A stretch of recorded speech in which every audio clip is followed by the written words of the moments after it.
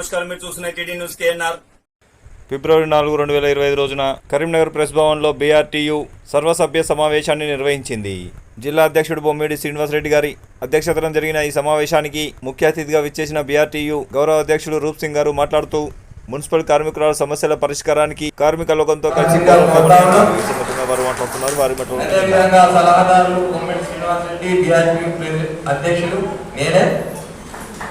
రెండవది జిల్లా అధ్యక్షులు దావు రాజమల్లయ్య గారిని కూడా వేదిక మీదకి రావాల్సిందిగా కోరుతా ఉన్నాం. అదేవిధంగా నగర అధ్యక్షులు గడ్డం సంపత్ గారిని వేదిక మీదకి రావాల్సిందిగా కోరుతా ఉన్నాం. అదేవిధంగా మన నగర ప్రధాన కార్యదర్శి నైస తిరుపతి గారిని వేదిక మీదకి రావాల్సిందిగా కోరుతా ఉన్నాం. అదేవిధంగా ఉపాధ్యక్షులైనటువంటి కొల్లి రాజేష్ గారిని, మాతంగి స్వామి గారిని, కార చంద్రకళ గారిని,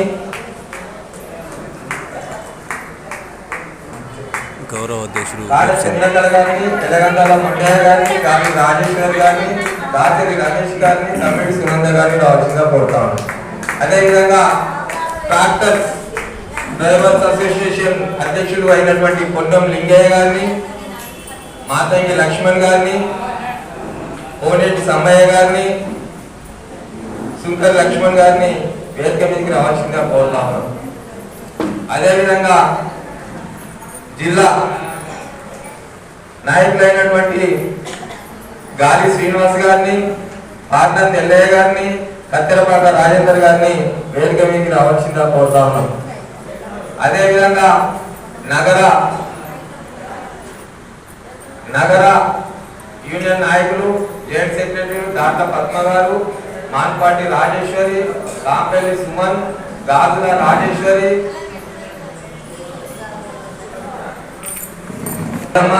ఊడపు వీరస్వామి, కాంపల్లి కృష్ణయ్య, జిల్లాల అనిల్, దాంపల్లి రాజమల్లు, ముత్య శంకర్, మేకల రాజేందర్, ఒకటి మల్లమ్మ, పురుషోత్తం శ్రీనివాస్, ర్యాకం విజయ, భద్రకంటి రవీందర్, మేరుగు లక్ష్మి, మాతంగి వెంకటరాజం, గడ్డం ఎల్లమ్మ, తుంగపల్లి ధర్మేందర్, చింతకింది స్వామి, కోయడ పద్మ, దావు సుజాత, సంపత్ లక్ష్మణ్, బోయిని సరిత, మేకల జగన్, వర్తల్పుల సంతోష, కస్కంటి రాజేశ్వరి, బోనాల పద్మ, వీళ్ళందరినీ వేదిక మీకు రావాల్సిందిగా కోరుతా ఉన్నాం. మున్సిపల్ కాంట్రాక్ట్ కార్మికుల ఐక్యత, మున్సిపల్ కాంట్రాక్ట్ కార్మికుల ఐక్యత, మున్సిపల్ కాంట్రాక్ట్ కార్మికుల ఐక్యత. చాలా మంది మగవాళ్ళు వచ్చారు కానీ బయటికి తిరుగుతూ పోతూ ఇటు వస్తున్నారు. కరీంనగర్ నగరపాలక సంస్థలో పనిచేస్తున్నటువంటి పారిశుద్ధ్య కాంట్రాక్ట్ కార్మికుల యొక్క జనరల్ బాడీ సమావేశాన్ని నిర్వహించుకుంటా ఉన్నాం. గత అనేక సంవత్సరాలుగా కరీంనగర్ నగరపాలక సంస్థలో పనిచేస్తున్నటువంటి పారిశుద్ధ్య కార్మికులు అనేకమైనటువంటి సమస్యలతో సతమతమవుతా ఉన్నారు.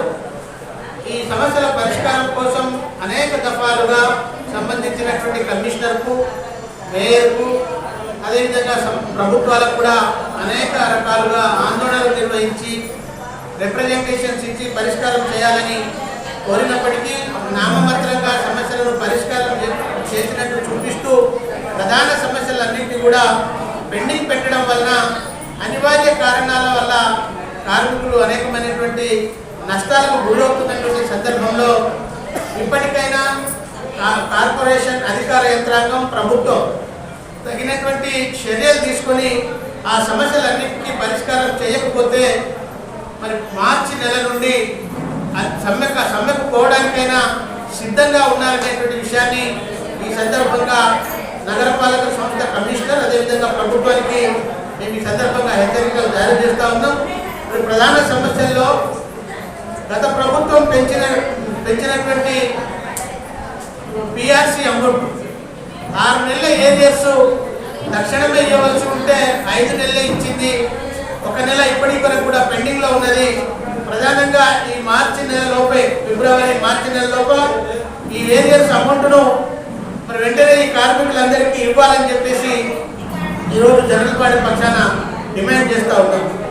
దాంతోపాటు మరి ఇందిరమ్మ ఇళ్ల కేటాయింపుకు సంబంధించి మున్సిపల్ పరిధిలో పనిచేసేటువంటి శానిటేషన్ కార్మికులు నిజంగా ఎటువంటి ఆధారాలు జీవనాధారాలు బతుకుతారు లేనటువంటి వాళ్ళే ఇవాళ మున్సిపల్లో పారిశుద్ధ్య పనులు చేయడానికి ముందుకు వస్తారు. అంటే దారిద్ర్య రేఖకు దిగువ ఉన్నటువంటి వాళ్ళలో మొదటి స్థానంలో నిలిచేది కూడా పారిశుద్ధ్య కాంట్రాక్ట్ కార్మికులు. కాబట్టి ఇందిరమ్మ ఇల్లు ప్రత్యేకంగా పారిశుద్ధ్య కార్మికులు ఎంతమంది ఎలిజిబుల్ ఉంటే అంతమంది కేటాయించాలనేది ఈరోజు జనరల్ బాడీ ప్రత్యేకంగా డిమాండ్ చేస్తూ ఉన్నది. వాటితో పాటు చాలా రోజులుగా సీనియర్ అయ్యి రిటైర్డ్ కాంట్రాక్ట్ కార్మికులు కూడా 60 సంవత్సరాల పైచిలకు పడినటువంటి వాళ్ళ స్థానంలో వాళ్ళ వారసులకు ఆ ఉద్యోగాన్ని ఇవ్వాల్సినటువంటి అవసరం ఉన్నది. అదేవిధంగా చనిపోయినటువంటి వాళ్ళ స్థానంలో కూడా వాళ్ళ వారసులకు నింపవలసినటువంటి అవసరం ఉన్నది. కానీ కొత్తగా వచ్చినటువంటి ప్రభుత్వము ఎటువంటి కార్మికులను నింపుకోవడానికి వీల్లేదు.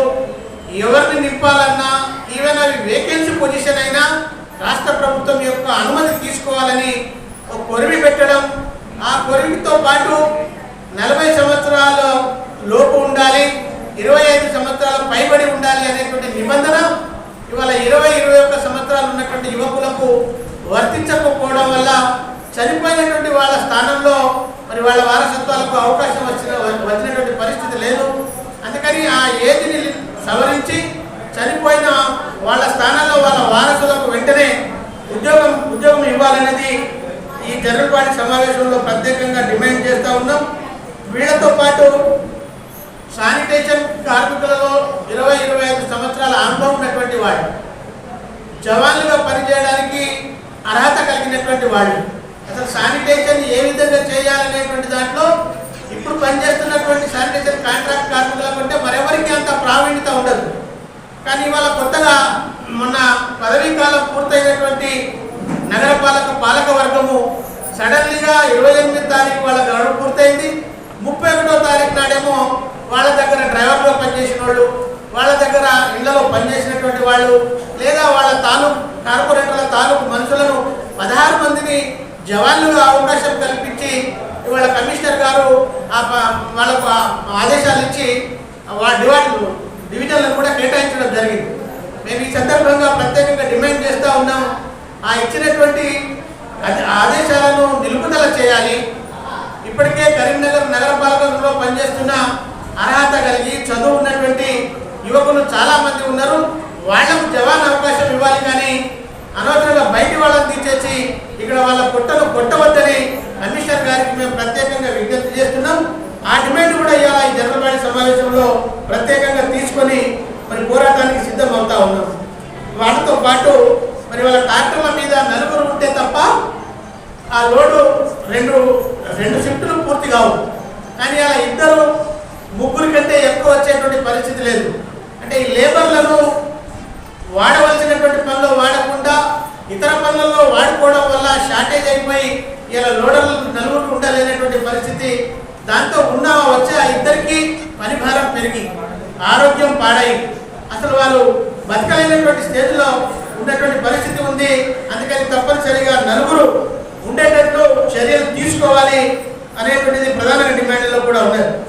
అదేవిధంగా జవాన్లు ఇవాళ కార్మికులను వాళ్ళ డివిజన్లను ఎంత రంపన రాజు పెడుతున్నారంటే చేయవలసిన శానిటేషన్ పనికేమో ప్రాధాన్యత తక్కువ ఇచ్చి వేరే పెళ్లిళ్ళు ఫంక్షన్లు ఇతర కన్స్ట్రక్షన్ చోట ఉన్నటువంటి పనులకేమో వీళ్ళను వాడి వాళ్ళతో పనులు చేయించి ఇటు డివిజన్లో శానిటేషన్ సక్రమంగా లేదని పత్రికల్లోనో లేకపోతే ఫిర్యాదులు వస్తే మీరు పని చేయడం లేదని మళ్ళీ వాళ్ళ మీదనే మీరు అలా చేయకపోవడం వల్ల బదనాం అవుతున్నామని బెదిరిస్తూ పైగా వాళ్ళకు నెలకు 1000 రూపాయలు 500 తప్పనిసరిగా చెల్లించాలని కూడా డిమాండ్ చేస్తూ ఉంటారు. అందుకని జవాన్ల యొక్క వేధింపులను కూడా అధికార యంత్రాంగం తక్షణమే నిరోధించాలి. లేక పక్షంలో కార్మికులందరూ కూడా ఇప్పుడు కూరుకునేటువంటి ఈ ఉద్యమంలో వాళ్ళపై కూడా చర్యలు తీసుకోవాల్సిన అవసరం ఉంటుందని ఈ సందర్భంగా ఈ జనరల్ బాడీ తీర్మానం చేసుకుంటా ఉంది. వాటితో పాటు ఇవాళ జాతీయ సెలవులు, పండుగ సెలవు ఇవి ప్రతి కార్మికుడికి రాజ్యాంగబద్ధంగా పొందే హక్కు. కాంట్రాక్ట్ కార్మికుడైనా పర్మనెంట్ కార్మికుడైనా వాళ్ళకు ఉన్నటువంటి హక్కు పండుగ సెలవులు, జాతీయ సెలవులు.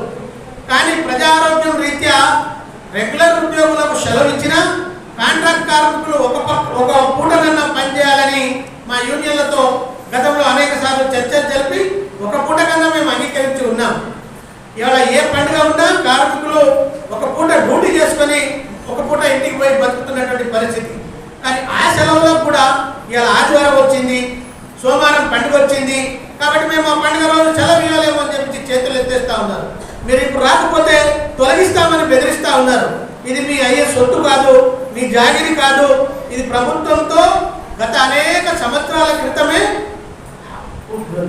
సుప్రీంకోర్టు ఆదేశాల ప్రకారం రాష్ట్ర ప్రభుత్వంతో చర్చలు జరిపి ఈ జాతీయ సెలవులు అలాగే పండుగ సెలవులు శానిటేషన్ కార్మికులకు అమలు చేయాలని కోరడం జరిగింది. అది ఆనాటి రాష్ట్ర ప్రభుత్వం కూడా ఒప్పుకున్నది, సర్క్యులర్ కూడా ఇచ్చి ఉన్నది. కానీ ఇక్కడ అధికారులు శానిటేషన్ కార్మికులకు బెదిరించినటువంటి తీరు అసలు మానవతను మర్చిపోయేటువంటి ప్రమాదకరంగా మారింది. ఈ సమస్యలన్నింటి మీద మరి రేపు మాకు మెమోరాండాల రూపంలో ఇస్తూ ఈ నెల 12 లేదా 14 తారీఖు నాడు మా భారీ ఎత్తున కార్మికులందరూ కలెక్టరేట్ ముందు ధర్నా చేయడానికి నిర్ణయించడం జరుగుతూ ఉన్నది. ఆ ధర్నా తర్వాత వచ్చే నెల 12, 13 తారీఖులలో మార్చి 12, 13 తారీఖులలో సిడిఎంఏ రాష్ట్ర స్థాయిలో ఉండేటువంటి సిడిఎంఏ గారికి మెమోరాండం ఇవ్వడం, ధర్నా నిర్వహించడం, ఆ తర్వాత 15 వరకు మరి రాష్ట్ర వ్యాప్తంగా ఉన్నటువంటి మంత్రులందరికీ కూడా విజ్ఞప్తి చేయడం, అప్పటికి కూడా ఈ సమస్యల మీద అదేవిధంగా ప్రధానంగా ఈ రోజుల్లో ఉన్నటువంటి జీవన విధానానికి కనీసం 26,000 రూపాయల జీతం లేనిది ఏ కార్మికుడు బతకలేడు అని సుప్రీంకోర్టు ఆదేశాలు ఇచ్చి ఉన్నది. అదేవిధంగా కేంద్ర లేబర్ కమిషనర్లో కూడా చర్చ జరుగుతున్నది. ఈ రాష్ట్రంలో శానిటేషన్ కాంట్రాక్ట్ కార్మికులందరికీ కూడా 26,000 రూపాయలు కనీస వేతనం అమలు చేయాలనేటువంటి ఈ డిమాండ్ అన్నిటితో నేను ఇప్పుడే చెప్పినట్టు 12 లేదా 14 నాడు కరీంనగర్ జిల్లా కలెక్టర్ కార్యాలయం ముందు ధర్నా నిర్వహిస్తాం. మార్చి 12, 13 తారీఖులలో సిడిఎంఏ కార్యాలయం ముందు ధర్నా నిర్వహిస్తాం. 15 వరకు మంత్రులందరినీ కలుస్తాం. 17 వరకు కూడా మంత్రుల నుంచి ప్రభుత్వం నుంచి సరి అయినటువంటి రెస్పాన్స్ రాకపోతే 17 లేదా 18వ తారీఖు నుంచి కరీంనగర్ నగరపాలక సంస్థ కార్మికులందరూ నిరవధిక సమ్మె చేయడానికి సిద్ధంగా ఉన్నారని ఈ సందర్భంగా ప్రభుత్వానికి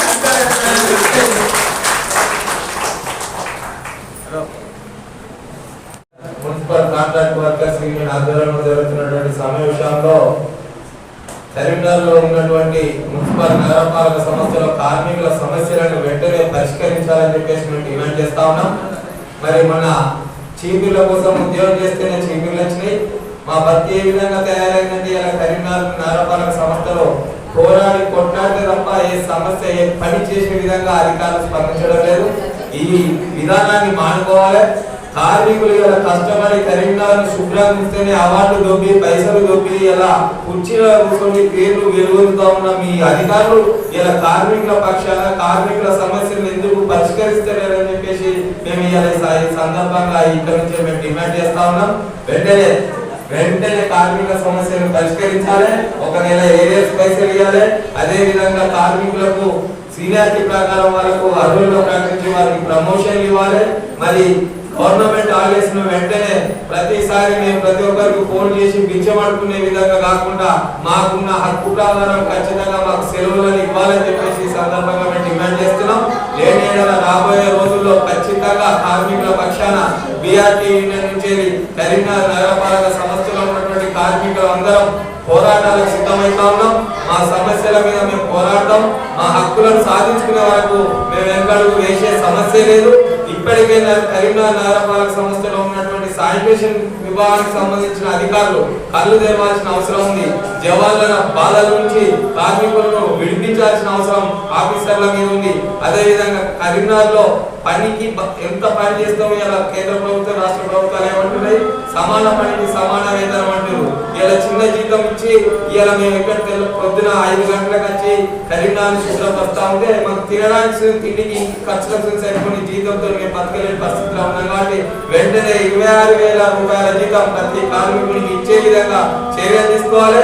కరీంనగర్ నగరపాలక సంస్థలో ఉన్న కమిషనర్ గారు వెంటనే ఈ సమస్యను ప్రభుత్వం దృష్టికి తీసుకెళ్లి కార్మికులకు జీతాలు పెంచే విధంగా చర్యలు తీసుకోవాలని చెప్పేసి మేము డిమాండ్ చేస్తున్నాం. లేకపోతే రాబోయే రోజుల్లో పెద్ద ఎత్తున ఉద్యోగం చేసి అవసరం అనుకుంటే నిరవధిక సమ్మె చేసి మా హక్కులను సాధించుకుంటామని చెప్పేసి ఈ సందర్భంగా తెలియజేస్తా ఉన్నాం. బొమ్మిడి శ్రీనివాస్ రెడ్డి, బీఆర్టీ జిల్లా అధ్యక్షుడు. మరిన్ని వార్తలు వార్తా కథనాల కోసం సబ్స్క్రైబ్ చేయండి, షేర్ చేయండి, లైక్ చేయండి. అస్సలాము అలైకుం, నమస్కారం, ధన్యవాదాలు.